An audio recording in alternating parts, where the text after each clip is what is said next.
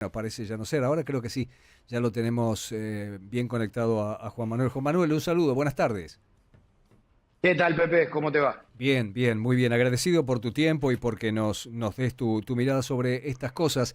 En la presentación estaba diciendo que en cuestión de días ha cambiado dramáticamente el panorama. ¿Qué tan dramáticamente? ¿Qué estás viendo? Que antes se veía, parecía con meridiana claridad y ahora ya estamos en veremos. Bueno, yo siento que hace una semana estábamos en el 2017 de Cambiemos, ¿no? El gobierno asegurando que ganaba todas las provincias, que ganaba por mucho, con mucha confianza. Nosotros creo que teníamos más humildad en aquel momento y es como si hubiesen pasado 2 años de un día para el otro.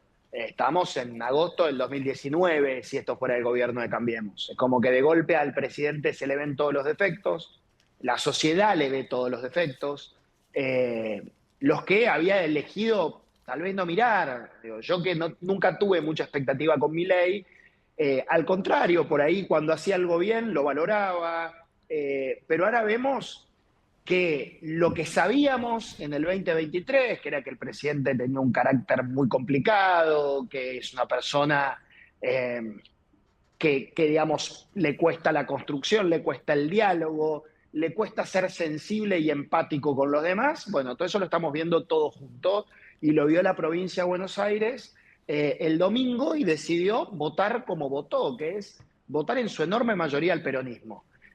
Al mismo tiempo, toda la opinión pública se sorprendió. Yo no voy a decir que no me sorprendí, también me sorprendí, por supuesto.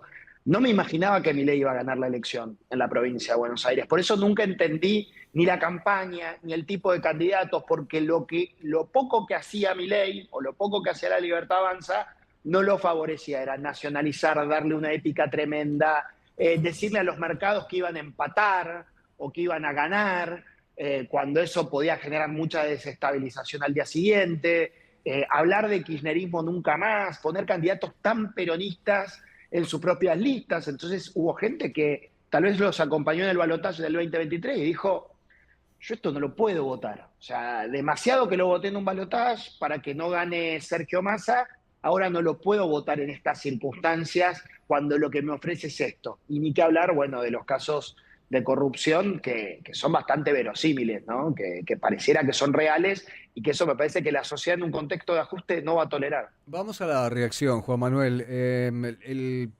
Las pequeñas palabras que dio en la noche de la derrota, bueno, parecían más o menos directamente proporcionales al Sí. cuadro de situación y prácticamente al día siguiente había ya una mesa política, pero una mesa política que la única variante que tiene con los personajes que diseñaron eventualmente las acciones que llevaron a varias derrotas consecutivas, la única diferencia que tenían era que estaban encabezadas por el mismísimo presidente de la nación. Y a partir de allí, la nominación de un ministro del Interior como señal para dialogar con los gobernadores. Pero sin embargo, cuando hablamos de ATN, no solamente de ATN, también de otras iniciativas, pero vamos a los ATN, ni un paso atrás. El veto se mantiene tal cual. ¿Hay alguna chance de que esto tenga una recuperación en cuanto al diálogo, por lo menos con esta tónica?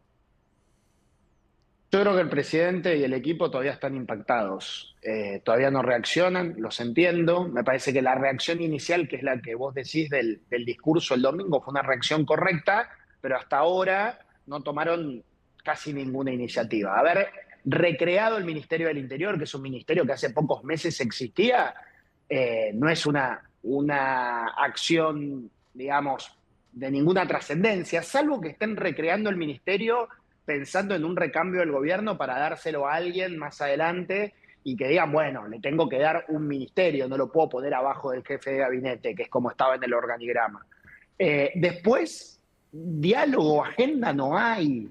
Y yo lo que veo es mucha interna. O sea, leo los diarios, por ahí no todos los oyentes están tan informados como nos informamos los políticos, leemos todas las notas de opinión o leemos todas las notas políticas y vemos títulos de internas todo el tiempo, donde el sector de Santiago Caputo se sigue peleando con el sector de Karina Milei, donde trascienden cuestiones muy, muy, muy, digamos, que deberían ser de la intimidad del poder o cuestiones que tienen que ver con las internas más chiquitas, que es cómo se organiza la fiscalización en una elección. Entonces nos enteramos que se acusan de robarse el dinero de los fiscales, entre ellos una cosa bastante marginal, o nos enteramos que no dejaban fiscalizar a personas independientes o personas que no pertenecían a este grupo de Sebastián Pareja, el Nene Vera, digamos, los punteros del conurbano,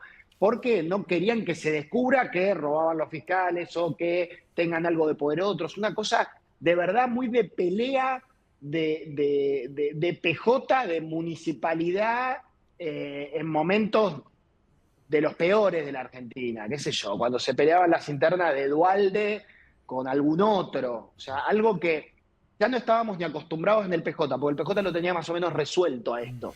Es como de recambio de poder. Yo veo una precariedad que me asombra. En el 2019 Mauricio Macri tardó en reaccionar. La primera reacción no fue buena.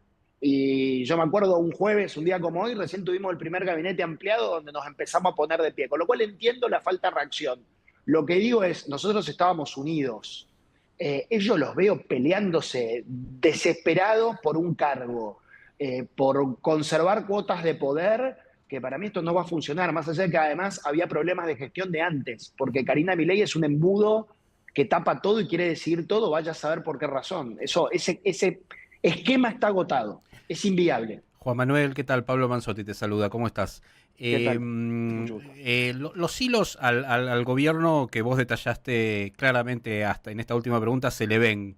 Sí. ¿Vos creés que a partir de este nuevo tablero político, me voy a tirar a la oposición ahora, puede haber una propuesta real, falta mucho, ¿no? Pero de cara a pensar una alternativa, y no lo estoy fijando en Axel Kicillof particularmente, ¿eh? Lo pienso en ustedes desde la coalición cívica. De hecho, Lilita comentó de que era saludable lo que había pasado, ¿no? Con matices, pero había sido saludable. ¿Crees que puede dar lugar? Porque me pareciera como que está claro en los hilos, está claro que esto no convence lo que está gobernando. Ahora no está clara todavía la opción a esto, ¿no? No, y tiene que haber una opción y va a haber una opción, naturalmente. Digo, yo trabajo para que sea de la mejor calidad posible. El otro día lo escuchaba Ernesto Sanz en una entrevista hace 2 o 3 días, que hace rato que no daba entrevistas, decía más o menos lo mismo. Algunos dirían un cambiemos con otras caras o con otros protagonistas o con otros nombres, pero muchos de los viejos protagonistas están vigentes. Ernesto, Lilita, Macri no sabemos qué va a hacer, pero digo, eso va a ocurrir porque creo que hay una demanda para eso. Yo en mi caso me presento como candidato a diputado nacional en la provincia de Buenos Aires, acompañado de los intendentes del interior del radicalismo, porque no queríamos dejar de sembrar la semilla para eso que me estás preguntando. O sea, el PRO se había ido en su enorme mayoría con la Libertad Avanza, un pedazo del radicalismo muy pequeño se fue en esta alternativa con Randazzo y tienen ahí alguna candidatura, y nosotros decimos, nosotros tenemos que volver a reconstruir algo, que hacemos la referencia en Cambiemos porque es la última experiencia, pero no tiene por qué ser exactamente eso. Eso, digo, yo trabajo para eso y mi candidatura tiene que ver con eso, tiene que ver con poder construir en 2 años una opción, digo, sembrar la semilla hoy y ser parte de la esperanza. La esperanza en general es un sentimiento que aparece cuando estás mal, digo, no es un sentimiento que aparece cuando estás bien, y frente a la angustia de muchos ciudadanos nosotros queremos expresar la posibilidad de algo distinto. Después lo que ocurrió con el peronismo, sí, Lilita dijo, es lo que iba a pasar, lo que tenía que ocurrir cuando se desarma Juntos por el Cambio, y además la elección era muy territorial. Dijo algo que pasó muy inadvertido por la cantidad de cosas que dijo. Ganaron los intendentes. Claro. Y esto era bastante natural que ocurriera. Ganaron los intendentes, pues los intendentes movilizaron, era boleta papel, se elegían 2 categorías.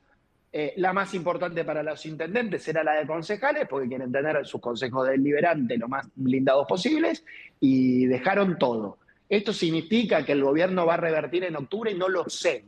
Esto significa que el peronismo va a ganar por la misma diferencia, tampoco lo sé. Lo que sí estoy preocupado es porque la sociedad que no fue a votar vaya a votar y encuentre en nosotros un instrumento para poder expresarse y decir yo quiero algo más que esta polarización, que esta grieta y que esta falta de futuro. Para mí son muy parecidas las dos opciones, muy degradadas, muy que no representan además al interior bonaerense o a ciertos centros urbanos. Juan Manuel, y subido a esto último que te preguntaba y que respondiste ampliamente, te lo pregunto ahora y obviamente descartando que estoy de acuerdo con lo que vos decís, que es una construcción colectiva, que tenés que construir la propuesta, ya ves cómo se reformará, Juntos por el Cambio, lo que fuere.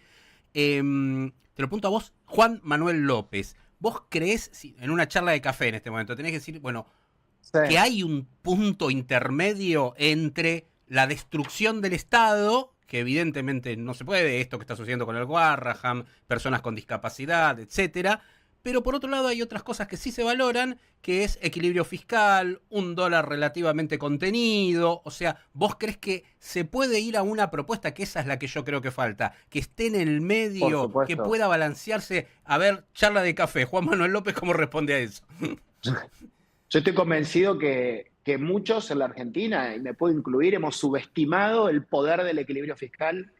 El equilibrio fiscal ha sido muy poderoso y ha sido, en verdad, probablemente la única ancla real que valora el mercado del programa de Milei, porque después el tipo de cambio fue gran parte del mandato hasta ahora con cepo y esta última parte sin cepo Está con un grado de muy intervención intervenido, es alto. verdad, sí, sí, sí. Exacto, altas tasas de interés, Ujú. venta de dólares futuros, creaciones de algunos Sí, sí. bonos, venta de dólares del tesoro Sí. que no se podía, pero bueno, ahí hay algo del tipo de cambio que lo van a tener que recalibrar en algún momento. Ahora, yo no tengo dudas que tiene que haber un Estado, no quiero ir al cliché que van a decir los candidatos de centro, que es el Estado inteligente. Sí. Tiene que haber un Estado que cumpla de manera eficiente sus funciones indelegables. Educación, seguridad, en fin, infraestructura, que es la que Milei no quiere Claro. cumplir, y algún grado de coordinación de la economía, sobre todo cuando estás saliendo de un proceso inflacionario o superinflacionario. O sea, ahí esa cantidad de variables que hay que coordinar, que Milei dice solamente es el tipo de cambio y solamente es el déficit fiscal, no, va a haber que coordinar un poco más, va a haber que anclar las expectativas en alguna otra cosa y sin duda el equilibrio fiscal, no sé si el superávit, pero el equilibrio fiscal tiene que ser un activo de este gobierno, un aprendizaje de este gobierno. Así como aprendimos con Macri y con Cristina que Vaca Muerta tenía que desarrollarse y no importaba y fue una política de Estado, por decir algo, bueno, y aprendimos de algunos otros con Alfonsín la democracia, con... Bueno, de Milei nos tiene que quedar un aprendizaje, que es que el equilibrio fiscal es poderoso y sirve. Ahora, el programa económico tiene que tener la consistencia suficiente, y hay algunas inconsistencias que mencioné, pero además la tolerancia social para que no te haga perder la elección y que quede a mitad de camino. Juan Manuel, estoy pasado en el tiempo, pero necesito preguntarte esto porque es sumamente delicado. Y alguna vez se lo escuché mencionar a la doctora Carrió en una conversación con Joaquín Morales Solá. Y estaba recuperando un pequeño párrafo de un editorial de Joaquín en el diario La Nación que dice lo siguiente. Un dirigente que viene del peronismo, aunque ya no milita en esa corriente, describe así el momento actual. Cuando el peronismo vuelve a la derrota, se vuelve trotskista y practica el cuanto peor mejor. Se escucha a algunos dirigentes peronistas y no a los más radicalizados, precisamente decir que es necesario que Juan Schiaretti esté en la Cámara de Diputados. ¿Por qué? Porque la ley de acefalía señala que ante el alejamiento definitivo del presidente y vicepresidente de la Nación, la Asamblea Legislativa elegirá un presidente provisional para cumplir el mandato en curso entre funcionarios elegidos, gobernadores, senadores o diputados nacionales. El párrafo es más largo. ¿Estamos realmente Sí, ante un lo leí. escenario de algún trasnochado que piense semejante nivel de desatino? Yo no lo veo en lo inmediato, pero, y creo que el presidente tiene que terminar su mandato, pero me parece que los remedios institucionales siempre tienen que estar presentes. Me parece alarmista hablar de algo así, me parece desestabilizante hablar de algo así, pero sí me parece que es importante que haya gente de nivel en el Parlamento, porque las crisis no sabes cuándo empiezan. Y no para ocupar un lugar en la línea sucesoria, tiene que haber gente formada, con experiencia, con conocimiento de lo que pasa en la calle, pero sobre todo con templanza, porque en momentos de crisis vivís todo el tiempo. La Argentina está llena de cisnes negros, el gobierno es muy precario y los diputados que ofrece el gobierno y una parte del peronismo son o marginales o precarios o, bueno, o impresentables. Y lo digo así con este nivel de dureza porque es lo que yo realmente veo. Entonces creo que sí es importante que esté Juan Schiaretti, como que esté otro montón de gente. Aparte se va a ir gente de muy buena calidad del Parlamento. Se va gente como María Eugenia Vidal, como Rodrigo de Loredo, como Paula Oliveto, como... Se va mucha gente que sabe, que tiene experiencia, y seguro me estoy siendo injusto y olvidando de muchos más. Y lo que nos ofrecen las dos grandes listas es bastante malo. Pero Yo vos, quiero que la sociedad mire de Spert para abajo y de Tayana para abajo lo que hay en esas listas, y les aseguro que no garantizan ninguna tranquilidad para el país. o sea que vos no podés descartar que alguna mente afiebrada esté haciendo semejantes cálculos. No, no lo descarto. Pero me parece que, digo, más allá de los cálculos afiebrados, es importante porque crisis puede haber siempre, y la crisis no necesariamente es una cefalía, la crisis son presupuestos que se caen, acuerdos con el fondo, en fin, leyes que hay que sacar para rescatar algo, y eso requiere de mucha experiencia, de mucha templanza y de conocimiento, y de gente que esté dispuesta a estudiar y a trabajar por algo más que el cálculo político del día de mañana. Y acá este Congreso está lleno de gente que, ya lo vimos, o que se tira con cosas o que solo está pensando en el videíto que va a subir a las redes. Y hay que pensar a veces un poquito más allá. Digo, no hace falta que sean estadistas, pero sí personas serias. Juan Manuel, gracias por tu tiempo. A ustedes, Un muchas saludo gracias. muy cordial. Juan Manuel López, diputado de la Coalición Cívica por Buenos Aires.